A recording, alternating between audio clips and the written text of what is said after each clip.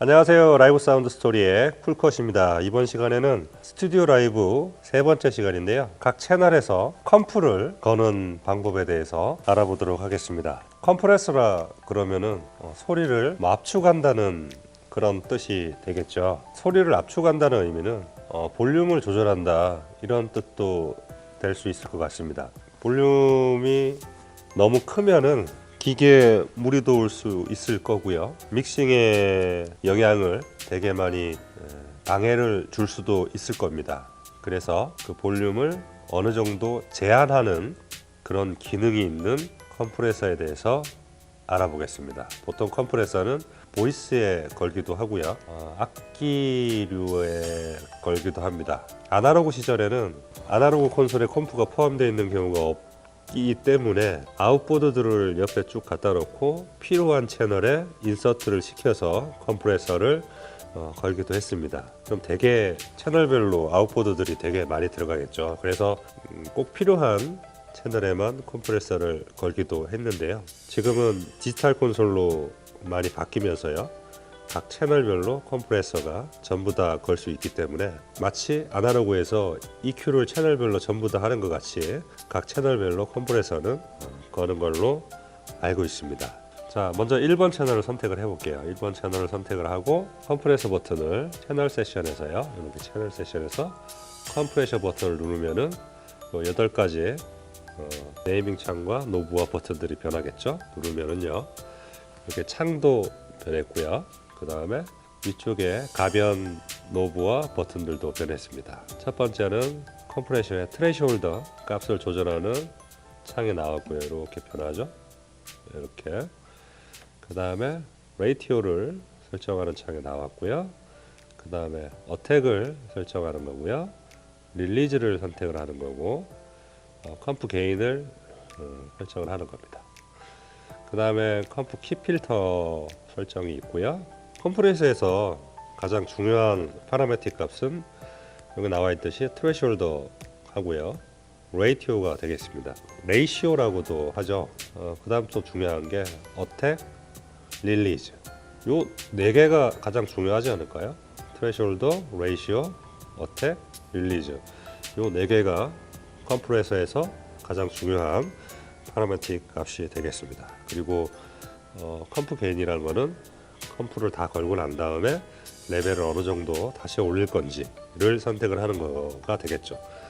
메이크업 게인이라고도 많이들 얘기를 하십니다. 그리고 버튼이 아마 있을 건데 여기 버튼이 있네요. 오토 버튼이네요. 컴프를 오토로 놓고 쓸 건지 그냥 쓸 건지를 선택을 하는 겁니다. 부드럽게 걸리는지 아니면은 좀 거칠게 이렇게 딱 꺾여져 가지고 걸 건지를 선택을 하는 거죠.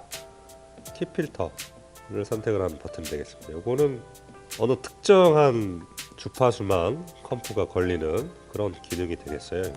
이번 시간에는 트레시홀더, 레이시오, 어택, 릴리즈만 설명을 한번 해보겠습니다. 소리가 나기 시작을 하면은 이쪽 축이 시간이 될 거고요. 요 위로 축이 소리의 크기, 레벨이 될 겁니다. 여기 GR이라 되어 있는 거 GR 메타가 되겠죠.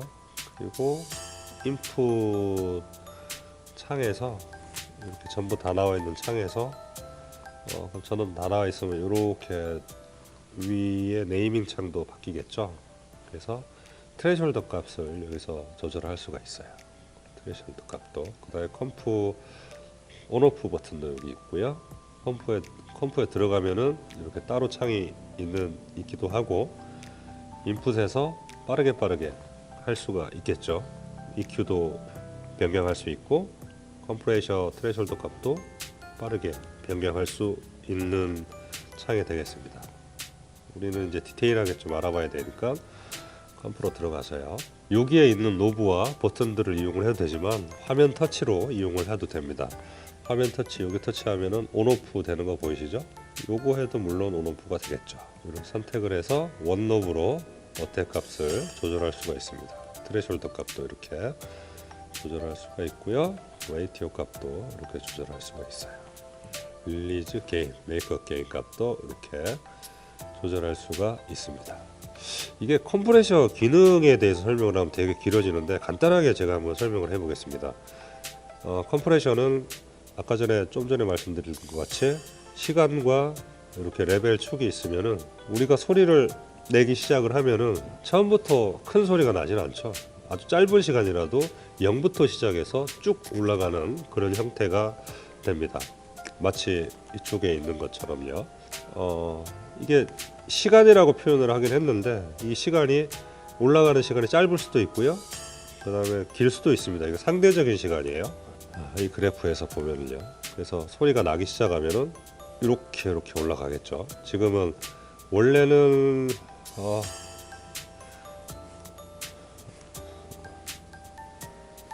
다시요. 트레이숄더 값을 이렇게 올려놓을게요. 이렇게 원래는 이렇게 정상적으로 이렇게 올라가는데 한도 끝도 없이 올라가면은 믹싱이 되지 않기 때문에 소리가 단계가 있을 거 아닙니까?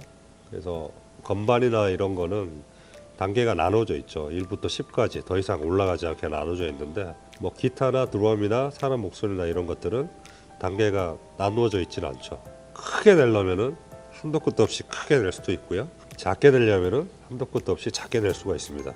어느 정도까지 소리를 딱 제한하는 그런 건 없어요. 그렇기 때문에 컴프레셔가 있는 거고요. 트레이숄더 값이라는 거는 어디부터 꺾을 것이냐, 어디부터 컴프레서가 걸리게끔 할 것이냐를 설정을 하는 겁니다. 값이 뭐 0dB부터 이렇게 내리겠죠. 이렇게 dB를 내리면은 어디부터 컴프레셔가 걸릴 것이냐를 선택을 하는 게 되겠죠. 요를 극단적으로 내리면은 작은 소리부터 컴프레서가 시작이 되는 거고요. 요렇게 올리기 시작하면은 작은 소리는 정상적으로 나고요. 여기 넘어갔을 때부터 컴프레셔가 걸리는 겁니다.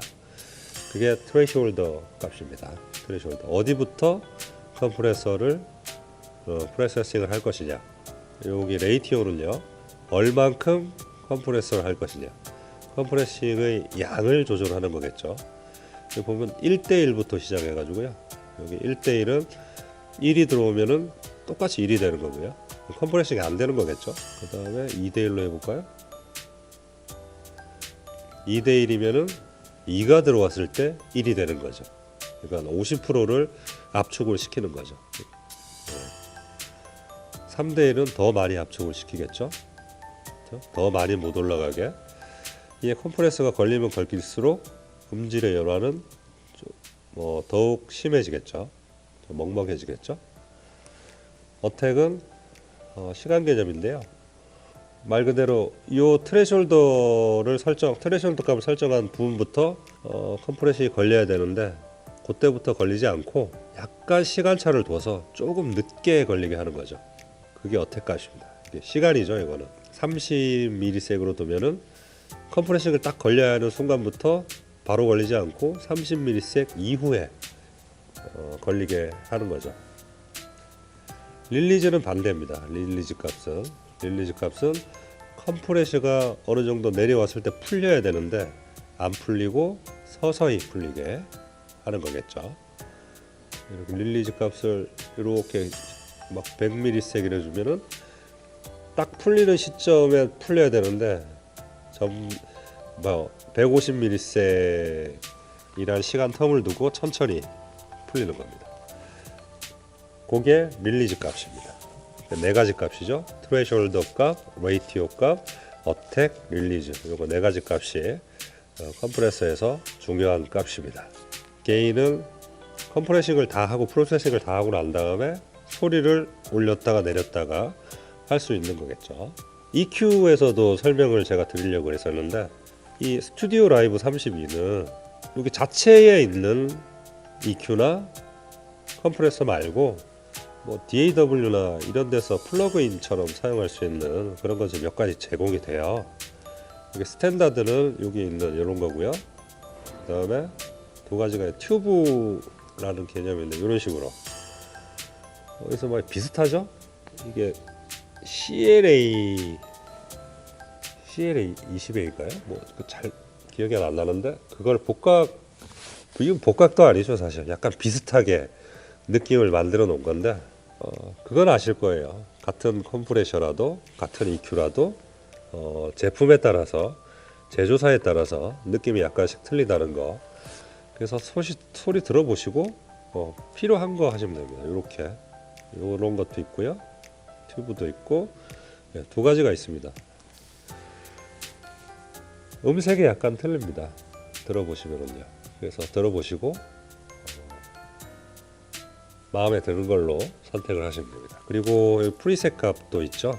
프리셋 값도 이렇게 해서 컴프와 게이트, EQ를 설정할 수 있게 불러올 수 있습니다. 킥은 킥, 여기 각 악기별로 이렇게 프리셋 값이 제공이 돼요. 이걸 불러와서 사용을 하셔도 됩니다. 요 프리셋 값을 불러오는 것과 그 리콜하는 거, 저장하는 거, 불러오는 거 이런 것들은 나중에 그때 가서 제가 설명을 해드리겠습니다. 이번 시간에는 컴프레셔에 대해서 알아봤고요. 스튜디오 라이브는 여러 가지 기능들이 되게 많기 때문에 그 기능을 다 활용하시면은 정말로 좋은 믹싱을 할 수 있는 그런 기계가 되겠습니다. 가격도 그렇게 비싸지 않고 저렴하고요. 그 다음에 물론 단점도 있습니다. 단점도 있는데 단점에 비해서 장점이 더 많이 부각이 되는 그런 콘솔입니다. 그리고 사용을 하셔도 후회는 없으실 겁니다. 지금까지 라이브 사운드 스토리의 쿨컷이었습니다. 감사합니다.